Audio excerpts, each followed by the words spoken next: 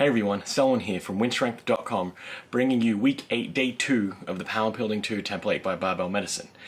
We're actually getting started with some competition-style bench press. We're hitting up with some singles finally. We're transitioning over to heavy singles with a little bit of volume work, whereas the first half of the program focused on some more volume work with not any singles. So we're about eighth week, so we have 2 more weeks of heavy singles, so we'll see how it goes. The target for today will be 315 for a heavy single. Hopefully we can shoot up to maybe 320, but we'll see how the weight feels at 305 and 315, and we'll gauge it from there.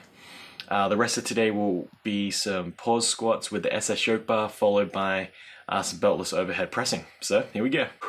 Okay, so we just got done with 315 for a single at RPE 8. So we're probably going to just call it there. I don't think I'm going to push it any much further. I was starting to get a back cramp towards the end of that rep. This is somewhat normal for me, especially when doing heavy weights. I guess getting that good back arch and really firing up the lats is something my body needs to get used to still. So I just kind of fight through it and stretch out the back a little bit afterwards. So now we're going to drop down to do some volume. We're going to drop it down to do sets of 4 and then drop it down a little bit more and do a couple more sets of 4 to see how it goes to build up some more of that hypertrophy section of the power building program.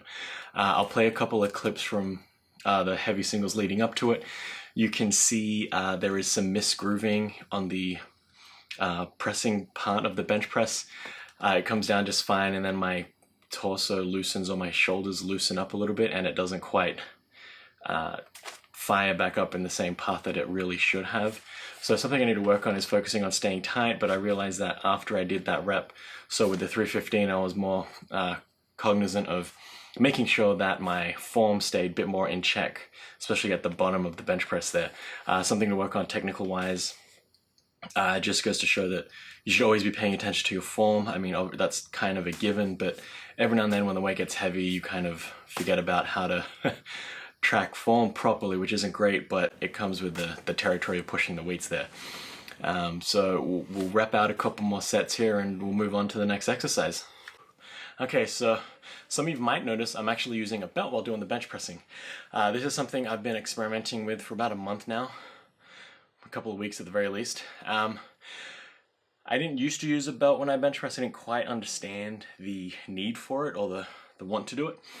But I've watched a couple of videos and I thought I'd experiment with using a belt for the heavy reps. So I've been using it even with the lighter weights just so that I can get accustomed to the movement. I think it's helping a little bit.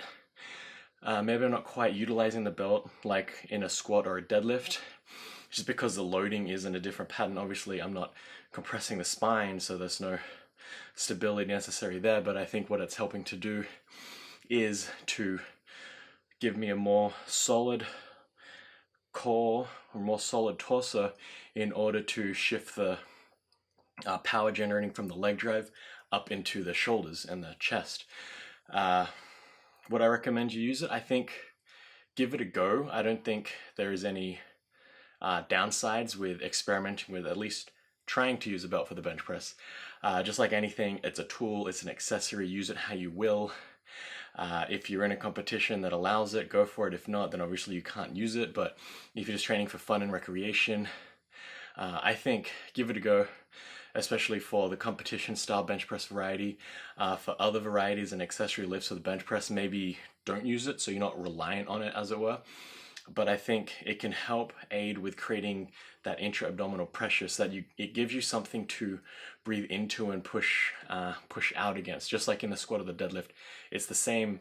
Obviously, it's the same concept behind using a belt, but with a bench press, the power shift is slightly different because we're not pushing down, we're trying to drive up through the heels, so it gives it a more solid chain. So when you do initiate that leg drive, it does transfer a little bit more of the power to the shoulders.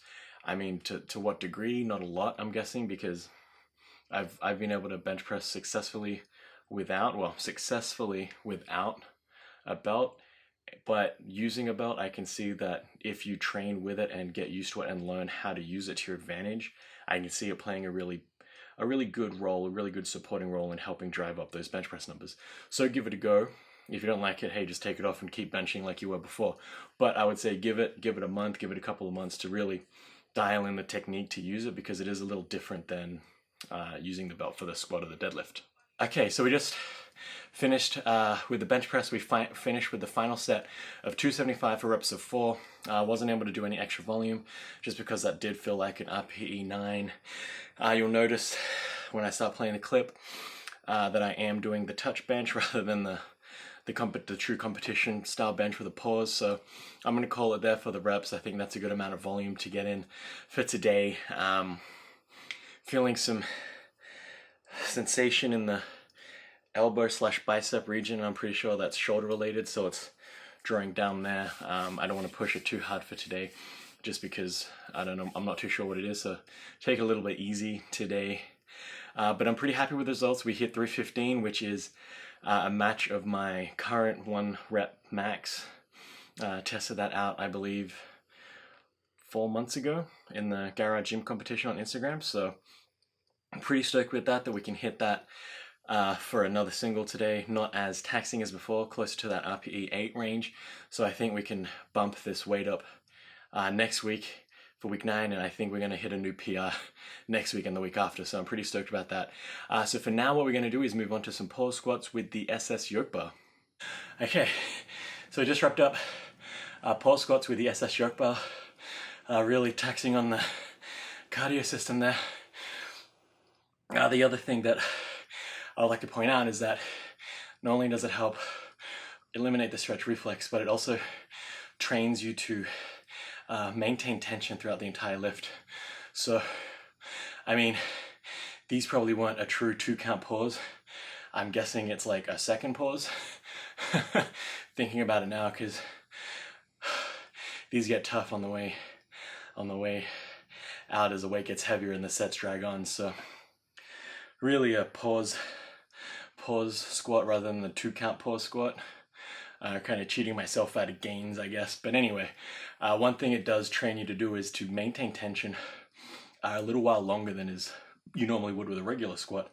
So you normally come down and up, you probably descend a little quicker than you do, but now, because we are stopping, we're adding that extra second, we're adding that extra 2 seconds of tension at the bottom, which not only helps eliminate that stretch reflex, it teaches you to keep everything tight. Because the one thing I do notice is towards the end of each set is, as the fatigue sets in, I start to loosen up as the squats go on, so the reps aren't as neat as the first couple. So something to think about when you do it.